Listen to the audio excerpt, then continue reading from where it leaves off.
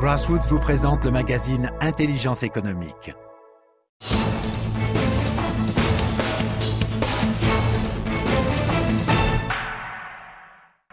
Bienvenue, c'est l'heure du journal de l'intelligence économique. L'armée peut-elle rapporter gros ? Eh bien, c'est la question au centre de notre édition du jour. Avec un exemple très précis puisqu'il s'agit de la présence des troupes françaises à Djibouti.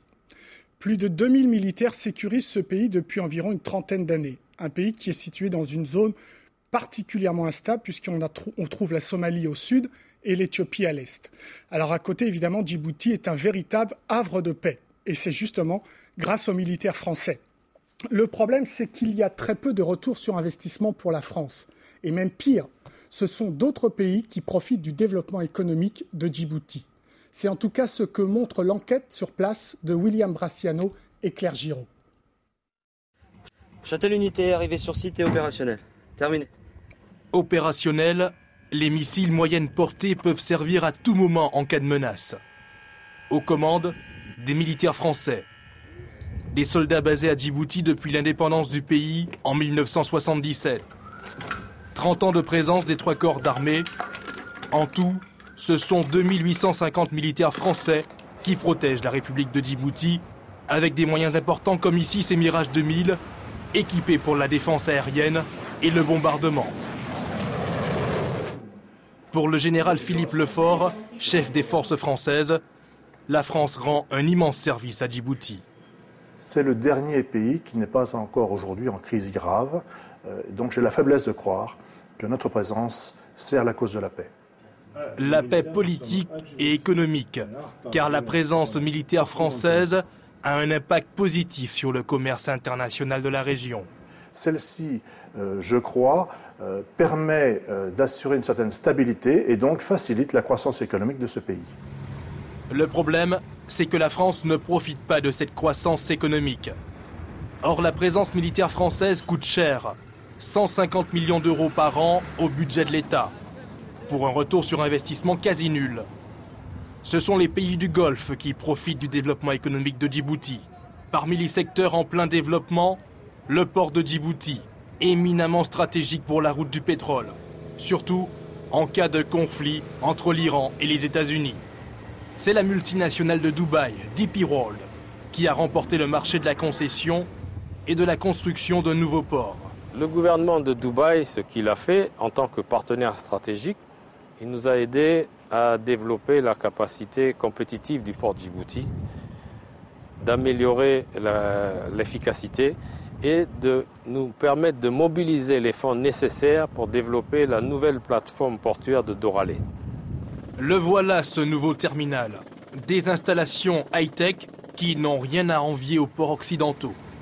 À la fin de l'année, ce port en eau profonde pourra accueillir des navires de 6e génération capables d'embarquer 14 000 conteneurs. DP World a investi un tiers des 400 millions de dollars nécessaires à la construction de ces nouvelles installations. Mais la multinationale arabe apporte aussi les infrastructures techniques et juridiques aux entreprises qui souhaitent s'installer dans la zone franche de Djibouti. On est en train de donner la sécurité en termes d'investissement, on est en train de créer l'environnement où quelqu'un peut venir s'installer.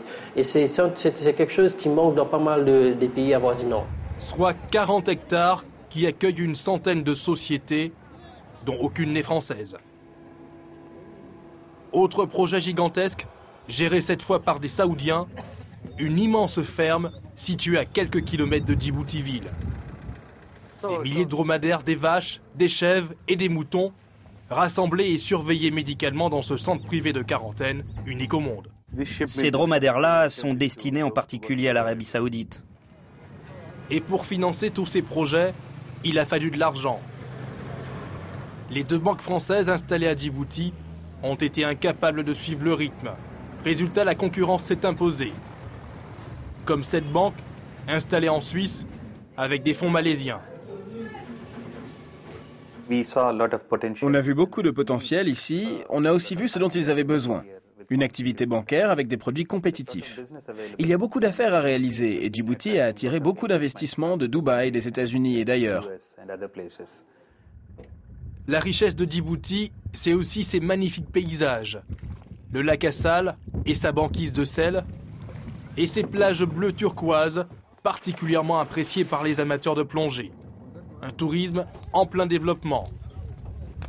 Et là encore, ce sont des investisseurs arabes qui construisent de somptueux hôtels comme cet unique palace 7 étoiles d'Afrique. Djibouti vise un tourisme particulier mais lucratif. Djibouti mise sur cette combinaison entre le luxe et l'authenticité. Djibouti, c'est 600 000 habitants, les 2/3 vivant dans la ville. Une croissance qui dépasse les 4%, un PIB proche des 470 millions d'euros, boosté par la croissance économique de l'Éthiopie, qui dépend presque entièrement de Djibouti pour ses importations et ses exportations, mais surtout dopé par les investissements arabes. Il ne faut pas oublier que nous sommes membres d'une même famille, c'est-à-dire la nation arabe et islamique en même temps.